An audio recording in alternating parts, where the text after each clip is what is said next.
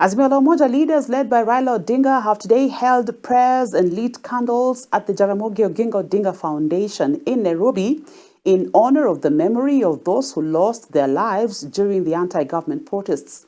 The leaders who spoke after visiting victims of alleged police brutality during the opposition protests and are nursing gunshot wounds at Mama Lucy Hospital and at the Kenyatta National Hospital in Nairobi sent their condolences to families and friends who lost their loved ones and condemned the police for using force on innocent Kenyans whom they said were only exercising their rights. And as Alice Diana reports, Azimio has announced that they will hold interdenominational prayers on Friday here in Nairobi and across the country to pray for the injured, the dead, the government and police, where they will also announce their way forward on the anti-tax protests. As other Azimio leaders led their supporters in several counties to light candles and conduct prayers for Kenyans who died during the anti-government protests, here in Nairobi, Azimio Principal Raila Odinga led other principals and leaders in conducting a similar event at the Jaramogi Oginga Odinga Foundation. To lay a flower in memory of our dear departed. The event kicked off in the afternoon after the leaders had visited several patients who are nursing gunshot wounds and other injuries in Mama Lucy Hospital and Kenyatta National Hospital. It started with the singing of the national anthem, followed by prayers for the victims of alleged police brutality.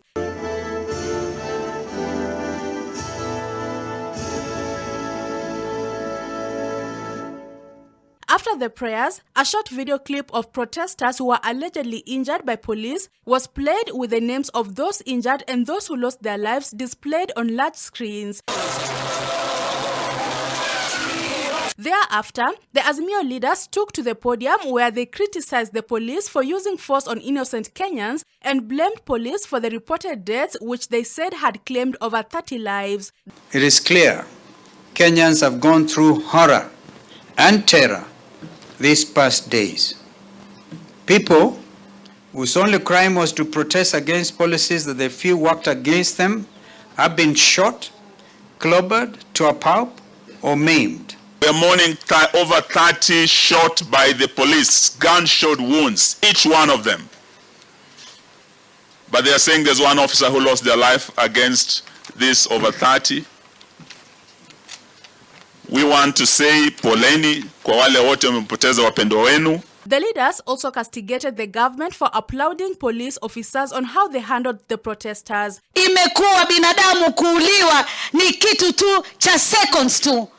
Tena mtu anatembea bila kujali na kufungua tu bunduki ambazo sisi wenyewe wa Kenya tumetoa ushuru kila kukicha ili zitusaidie na magaidi wale ambao wanatuvamia kama taifa la Kenya. Wiper leader Kalonzo Musyoka, who read the Azimio statement, noted that they will pursue justice nationally and internationally, warning those responsible that they will be held accountable. We pray that the fair and just God will enable Professor Kindiki to live long enough to be able to witness justice being done to these victims of state-sponsored brutality.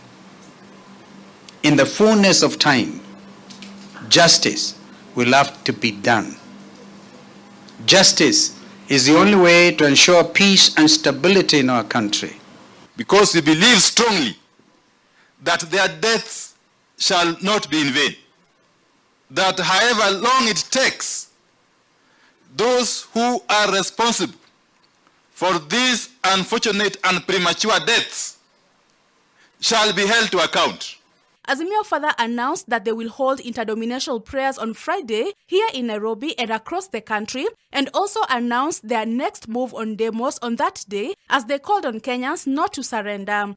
We will hold interdenominational prayers on Friday, that's a day after tomorrow, here in Nairobi, and they should also be replicated in the counties across the country. The event ended with the leaders led by Raila Odinga laying flowers and lighting candles at the Jaramogi Oginga Foundation in honor of the departed victims. Some women leaders were overwhelmed during the vigil.